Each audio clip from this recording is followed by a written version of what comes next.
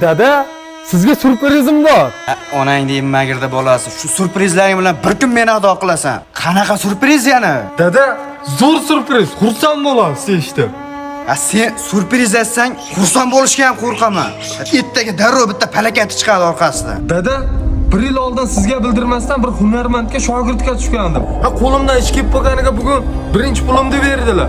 Aşağıdan yugurib keldim-da, dada, shu pulni sizga berdim. O'g'lim, seni ham qo'lingdan shunaqa ishlar kelar ekanda. Dada, sizni shuncha kuydirdim, boshingizga balo bo'ldim. Men ham og'ir mehnat qilib, endi sizni tushundim. Sizga qanchalik qiyinligini. Endi bundan buyog'iga oilamga foydam tegish uchun, siz uchun, onam uchun ishlayman. Shu oilamga endi bundan buyog'iga foydam tegadi.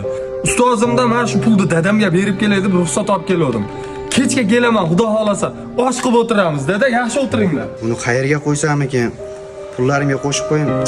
Buni yostig'imni tagiga qo'yaman. Bolam ishlab topgan pul meni boshimdan aziz. Budilnik cholyaptimi?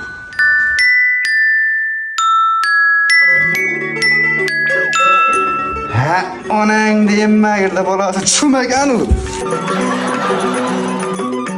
Onang deyimagirda bolasi. Aytdim-a, buni qo'lidan kelmaydi deb.